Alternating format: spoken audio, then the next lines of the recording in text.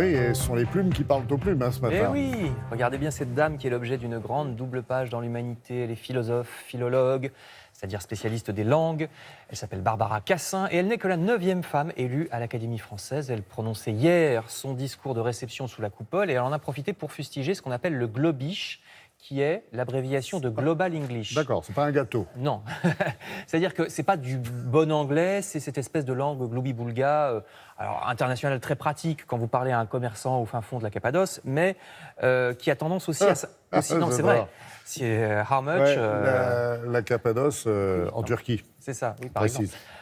Mais qui a tendance à s'imposer aussi dans les relations économiques, politiques, au niveau européen. Par exemple, Barbara Cassin, donc, elle a aussi ce matin les honneurs des Échos ou du Figaro. Elle combat cet appauvrissement intellectuel et linguistique, ce mauvais anglais qui sert souvent à masquer le vide. J'ai un jour personnellement vu un magazine féminin qui titrait « Voici les new types make-up les plus trendy ».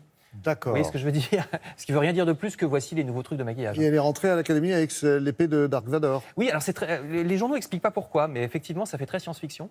Alors, Barbara Cassin a supervisé un dictionnaire des intraduisibles, ouvrage qui explique justement les nuances très intéressantes d'un même mot dans les différentes langues. Donc ne parlons pas globish, si on parle anglais, parlons-le bien, ou d'autres langues. Dans le même ordre d'idée, y a-t-il un appauvrissement intellectuel? Cet article du Figaro se demande s'il faut des quotas sociaux pour les concours. Autrement dit, est-ce qu'il faut accepter dans les concours universitaires les jeunes de milieux défavorisés, même s'ils n'ont pas la moyenne, pour prendre en compte le fait justement qu'ils viennent d'un milieu défavorisé?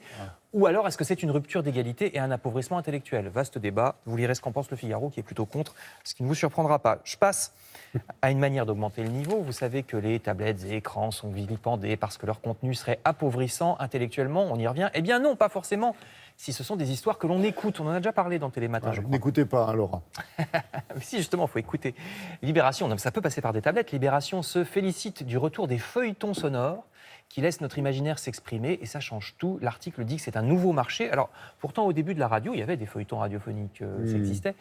On verra donc si cette mode revient, et en attendant, on peut faire à peu près la même chose, c'est-à-dire se faire raconter des histoires au théâtre, tout simplement. Oui, ou ailleurs, même dans la rue, Laurent nous le dira, j'en suis sûr. D'accord.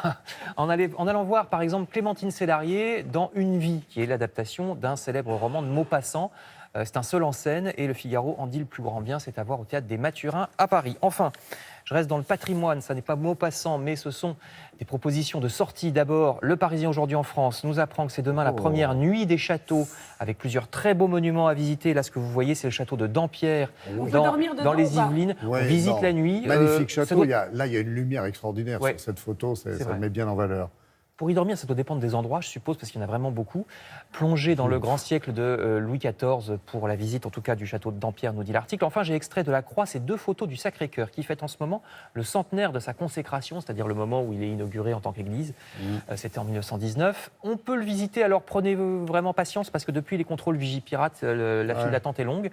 La Croix nous rappelle que le Sacré-Cœur est un des symboles de Paris, c'est le 2e lieu le plus visité de la capitale, et peu de touristes savent que c'est au départ un monument très politique, pas du tout consensuel, puisqu'il consacre l'écrasement en 1871 du régime de la commune, qu'on n'appelait pas encore communiste à l'époque.